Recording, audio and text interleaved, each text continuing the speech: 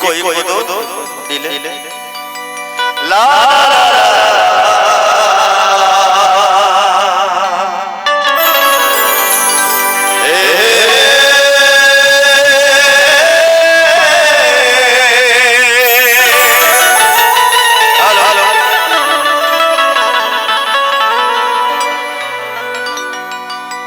पहले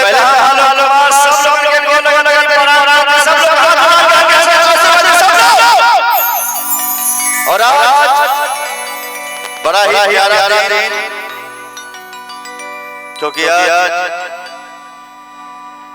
ये बलिया की धरती, साथ ही साथ क्रांतिकारी मंगल पांडे की धरती को मैं नमन करता हूँ, प्रणाम करता हूँ। और ये मैं बलिया आया हूँ जब से मैं सुर संग्राम जीता, ये मेरा सौभाग्य, मेरा दीवाने दीवानों को नजर जाए, दीवाने दीवानों को,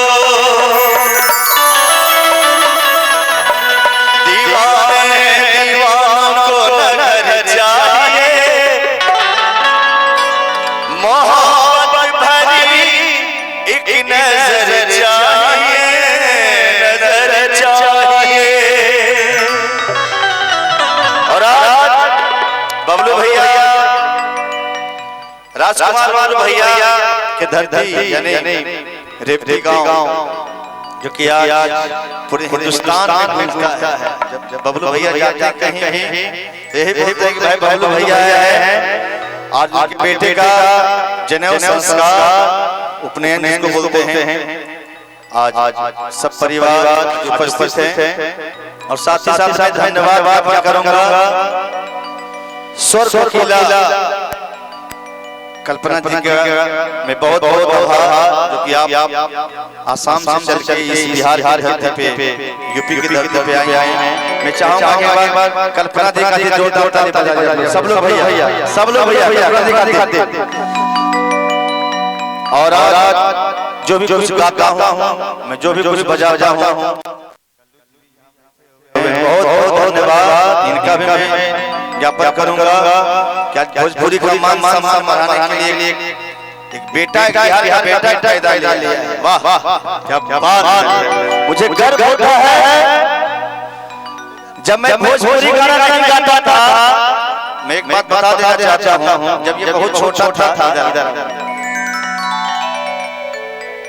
जिसको आप अरविंद केला के नाम से आप जानते हैं, मैं तो भले हाइट हमरा से थोड़ा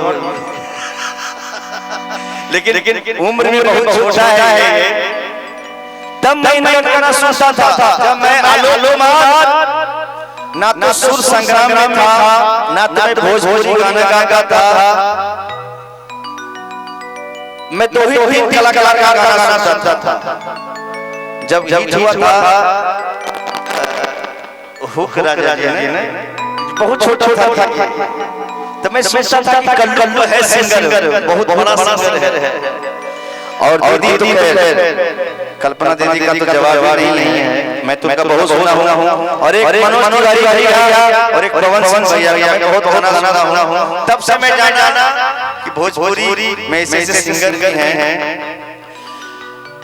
जब मैं सुना कि ये भाई यहाँ आ रहे हैं, तो बड़ा मैं खुश हुआ था कि भाई कल्लू भाई आप यहाँ आ रहे हो, बहुत धन्यवाद आपका। लेकिन आप लोग आशीर्वाद दीजिए कि बेटा आपका बेटा है, हर वक्त आगे है। न जाने कितनी फिल्में आ चुकी हैं आपकी, 40-45 जैसा कि भैया छोटे उम्र से आप लोग इतना प्यार आशीर्वाद वाले और भोजपुरी के हर सिंगर का एक सपना होला कि हम पर्दा पर आए तो हम छोटे ही में हीरो बन गए।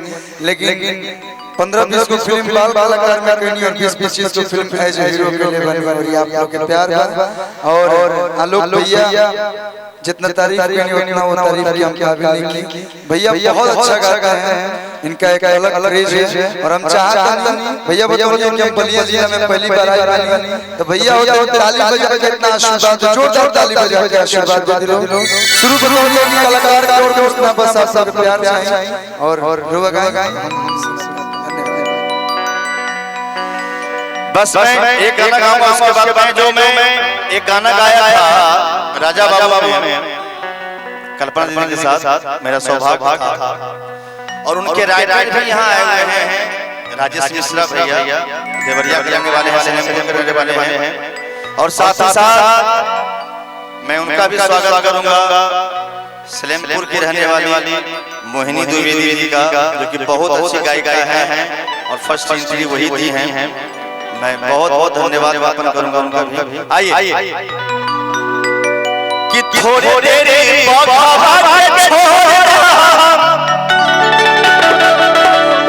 पर सदा हो जाए, कि थोड़े देरी वही पर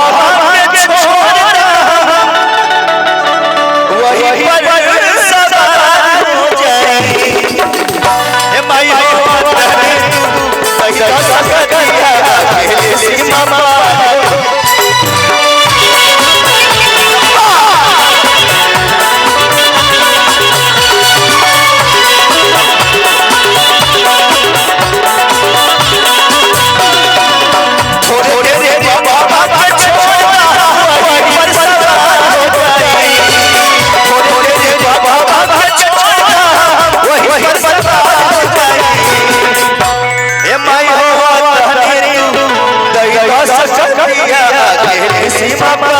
जाए।